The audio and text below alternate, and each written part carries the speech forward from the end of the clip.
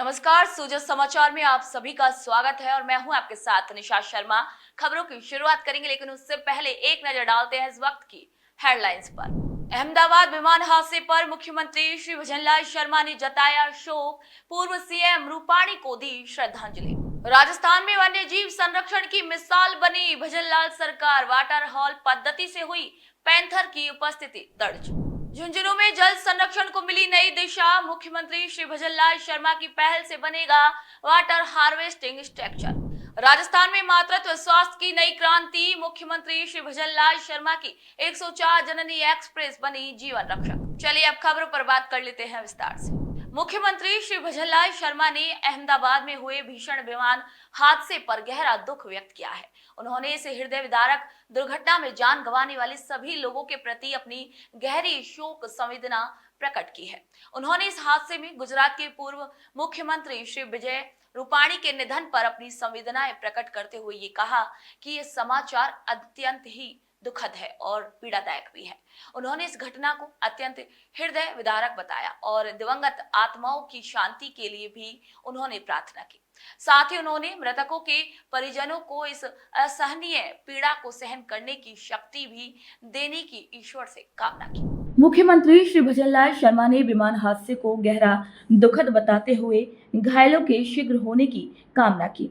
उन्होंने इसे एक बेहद कठिन समय बताया और कहा कि केंद्र व राज्य सरकारें मिलकर हर संभव मदद कर रही हैं।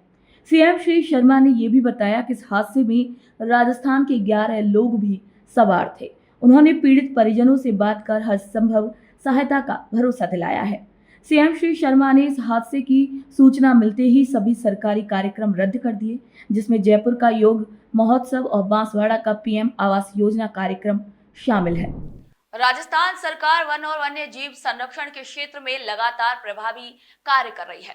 मुख्यमंत्री श्री भजनलाल शर्मा के नेतृत्व में राज्य सरकार ने पर्यावरण और जैव विविधता को संरक्षित रखने के लिए कई ठोस कदम उठाए हैं। इन्हीं प्रयासों की एक कड़ी के रूप में सीकर जिले के नीमका थाना क्षेत्र में ज्येष्ठ पूर्णिमा के मौके पर वन विभाग द्वारा विशेष वन्य जीव गणना अभियान चलाया गया। राजस्थान में वन्य जीव संरक्षण की दिशा में एक और बड़ी पहल वाटर हॉल पद्धति से पूरी रात वन्य जीवों की गिनती का सफल आयोजन। नीमका थाना और पाटन सहित पूरे जिले में बनाए गए 86 वाटर पॉइंट्स पर 2-2 कर्मचारियों की तैनाती कर वन विभाग ने रात भर निगरानी रखी। सबसे खास उपलब्धि रही बालेश्वर पॉइंट पर पैंथर की उपस्थिति, जो इस अभियान को खास बना गई। सीकर के डीएफओ गुलजहारी लाल जाट और एसीएफ वाइल्ड लाइफ श्रवण बाजिया ने स्वयं फील्ड पर पहुंचकर निरीक्षण किया और स्टाफ से गणना प्रक्रिया की जानकारी ली। अधिकारियों के मुताबिक गर्मियों में जल स्रोतों की ओर बढ़ते वन्यजीव इस तरीके की गणनाओं को और अधिक प्रभावी बनाते हैं। इन सफल प्रयासों के पीछे मुख्यमंत्री श्री भजनलाल शर्मा की दूरदृष्टि और पर्यावरण संरक्षण के प्रति समर्पण है।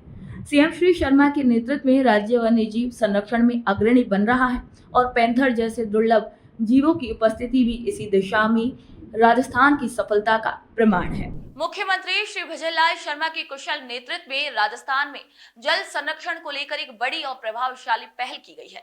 झुंझुनू नगर परिषद द्वारा वंदे गंगा जल संरक्षण जन अभियान के तहत शहर के 3 प्रमुख क्षेत्रों अग्रसेन सर्किल, सीतसर गांव और समसपुर रोड में आधुनिक वाटर हार्वेस्टिंग स्ट्रक्चर बनाए जाने की योजना शुरू की गई है। झुंझुनू में जल संरक्षण को लेकर एक प्रेरणादायक पहल सामने आई है, जिसमें नगर परिषद द्वारा 3 संरचनाओं के निर्माण की योजना बनाई गई है। नगर परिषद आयुक्त श्री दिलीप पूनिया के मुताबिक इन संरचनाओं पर कुल 75 से 90 लाख रुपए खर्च होने का अनुमान है और प्रत्येक पर लगभग 25 से 30 लाख रुपए की लागत आएगी।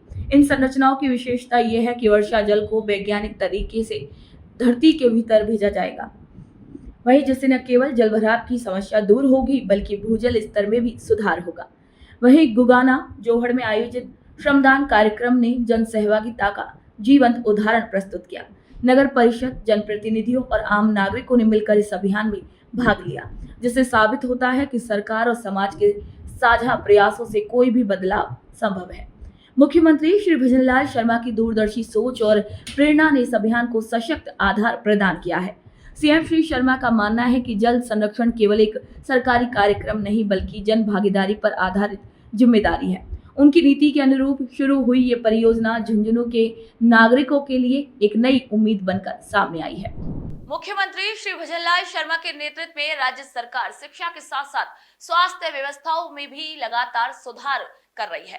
भजनलाल सरकार की प्राथमिकता में आमजन को बेहतर और सुलभ स्वास्थ्य सेवाएं उपलब्ध कराना है और इसी कड़ी में राज्य सरकार द्वारा प्रदेश में 104 जननी एक्सप्रेस सेवा की भी शुरुआत की गई है।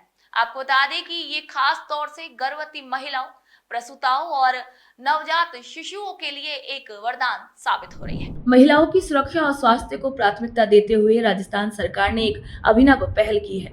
अब महिलाएं मात्र 104 टोल फ्री नंबर पर कॉल कर घर बैठे एम्बुलेंस की सुविधा प्राप्त कर सकती हैं। ये सेवा पूरी तरीके से निःशुल्क है। इसका संचालन चिकित्सा विभाग द्वारा किया जा रहा है। पहले जब गर्भवती महिलाओं को निजी वाहनों के सहारे अस्पताल जाना पड़ता था और भारी खर्च भी उठाना पड़ता था, तब यह जननी एक्सप्रेस सेवा उनके लिए एक वरदान बनकर सामने आई है।